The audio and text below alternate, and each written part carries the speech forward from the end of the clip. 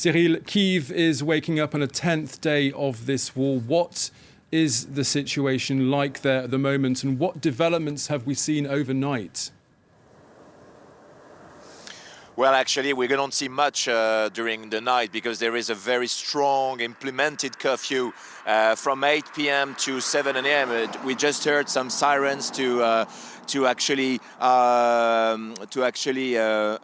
say that it was the end of the curfew. This is the beginning of the day. This is the 10th day after the start of the war and the invasion from the Russians. So we have been crossing the country with Georgia's Bay for the past 3 days from the Polish border to get there, and this is our first night. What I can tell you, this is a really different way that the other cities we have been crossing in the past 3 days.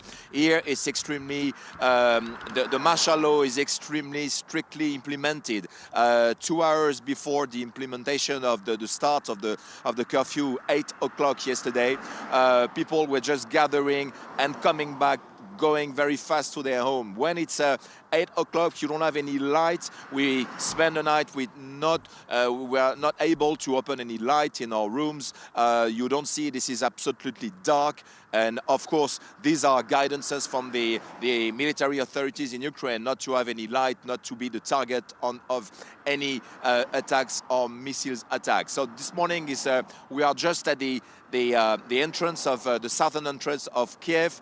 It looks quiet. It's a Saturday morning, but it's a very precarious calm, I will say. We are in one of the last roads which it's still open to go in or out, and I can tell you, if you can see the numbers of cars going this way, it means they are leaving Kyiv, and this is the trend. People are leaving Kyiv, which is much more now under pressure. So we are in the south, which is still open to go in or out Kyiv. There is another way in the west, but we have been hearing in the first hours in this morning since dawn that the Russian military pressure is getting more on the west now. So it means basically that the east, the north, and partially the west of Kyiv are now besieged on the 20 kilometers radius, I will say, by the Russian forces. The south, where we are standing with Georgia's Bay, is probably the last in and out a place to go from Kyiv. So this is a new day. We can see a huge trend, a huge sense of mobilization from all the people here who are staying in Kyiv, whether they are from a young generation, older, male, female. It's absolutely amazing. We have been experiencing that from the very beginning when we step in Ukraine, but here it's very more a trend. People are remobilizing themselves to organize the defense of the capital. And the people who have been saying this morning who actually are staying here will stay until the last day. We'll stay until we just defeat the Russians. Cyril, just talk us through quickly the trip that you've made in Ukraine so far and the kinds of things that you've been witnessing, please.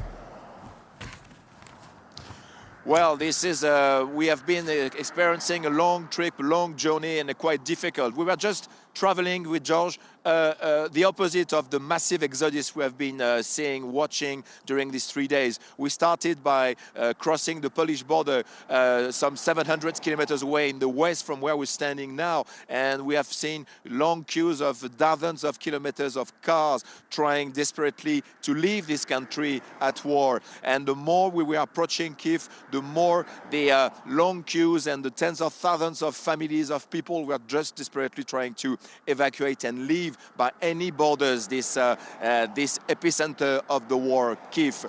Now we are in the oblast of Kyiv, which is the administrative region of Kyiv, which is a 200 radius perimeter. We enter another world. This is a very strong implementation of martial law. You have checkpoints every 4 or 5 kilometers with strong checks on who we are, what we have in the car. So we are really in a war zone now, definitely more than 300 or 400 kilometers away from where we are, where it's more a place of massive exodus. Cyril Payen on the ground in Ukraine. Thank you very much.